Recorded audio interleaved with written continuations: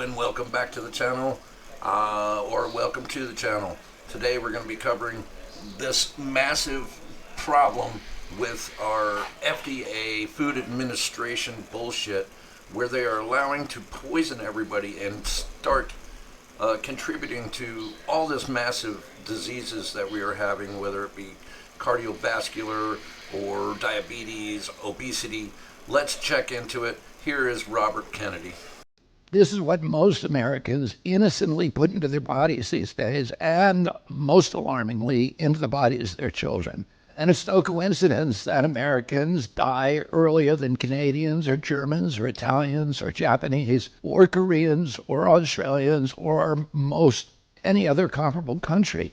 And it wasn't always that way until the early 1990s. Our life expectancy was the same or better than other developed countries. Then suddenly, more and more Americans began suffering from chronic diseases, from obesity, cancer, diabetes, kidney disease, Alzheimer's, heart disease, and all kinds of autoimmune diseases. Our maternal mortality rate soared to the highest of any developed country on earth. Same with infant mortality. Like the frog in the slowly boiling water, we didn't really notice as we got sicker and sicker. We've grown now to accept chronic disease conditions as normal. But now, in 2024, we're finally waking up to this cataclysm, and we're asking ourselves, how in the world did this happen? Well, a big part of it is our diet. Restaurants that serve contaminated food are fined or shut down. But when it's the government that approves the poisons in our food, a few people get very, very rich, and the toxins end up in every supermarket aisle. Let me show you what I mean. Doritos, Cheez-Its, Cap'n Crunch, gummy bears. Everyone knows that these are junk foods, so maybe you wouldn't be too surprised to see that the ingredients include a lot of poisons, including a harmful yellow dye called tartrazine, or yellow dye number 5. What you may not know is that this dye was originally made out of the sludge that's left over when you turn coal into coke for blast furnaces. It's called coal tar, and I've actually sued many big industries for legacy contamination of coal tar all around the country because it's so toxic and it's so harmful to the environment and human beings. A century ago, it was just an obnoxious industrial byproduct that everybody was trying to figure out ways to get rid of. One of the ways that they did that was by paving roads. But then a British chemist figured out that the coal tar could be used to derive fabric dye. And if fabric dye, why not food? Food manufacturers began using it to cover up the discoloration of low-quality foods that they wanted to pass off on unsuspecting customers. They didn't know back then that this yellow dye, tartrazine, causes tumors, asthma, developmental delays, neurological damage, ADD, ADHD, hormone disruption, gene damage, anxiety, depression, intestinal injuries. Well, we know it now. We've known this for decades. That's why tartrazine is heavily restricted in other countries. In some countries, foods with tartrazine have a warning label that it may cause ADHD in children. Today, it's made from petroleum, not coal tar. Either way, it's crazy to add this to your kids' favorite foods. It doesn't even change the flavor. This yellow dye isn't just in junk food. It's in the foods that we consider healthy. It's in the everyday kids' snacks like popcorn, mac and cheese, fruit snacks. It's in sports drinks like Gatorade and so-called vitamin water. It's even added to chicken broth, to corn, to pickles, to mustard, and to yogurt. And so, of course, our kids get sick.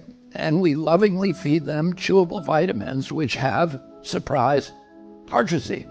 And so the cycle continues until the coughs and asthma kick in, at which point you go to pick up some cough syrup. And yeah, you guessed it, tartrazine. I've been picking on tartrazine today, but that's just one of at least 100 chemical poisons that our health agencies allow into our children's food. I can make a video just like this to talk about Red 40, BHA, BHD, potassium bromate, chemical after chemical, and on and on and on. If just one of them can cause all of these problems, imagine what they're doing in combination. That has never been studied. If we took all of these chemicals out, our nation would get healthier immediately. We'd have fewer sick days. We'd have better focus. We'd have less anxiety. Our kids would learn more easily.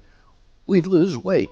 we'd have more energy, we'd have fewer tumors and longer lives. It's not all dark. Over the past 16 years, the government has banned 8 chemical additives that cause cancer, genetic damage, asthma, and many of the other health conditions as tartrazine does. And you know what's interesting? All 8 of those crucial steps forward in our kids' health were taken under President Trump. But the Democrats who claim to be all about health care have stood by watching other countries ban these poisons and make our kids sick, asthmatic, hyperactive, and depressed. They left them on every supermarket shelf in America. They even used your tax money to put them in your kids' school lunch. So their big food and their big ag donors probably gave them all that golden handshake and the big money hug. And their big pharma donors probably called them up and thanked them also, because now they're going to make billions selling Adderall, Prozac, and rescue inhalers. Enough is enough. President Trump and I are going to stop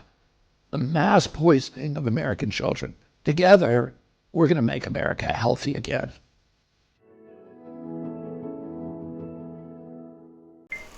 So as we just found out, that is one of many chemicals that are being added to our foods that are just ruining the health of everybody in this country.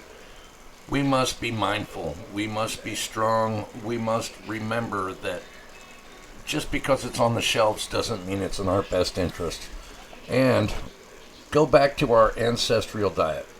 I am a big fan of the carnivore / animal diet just because that's where we came from.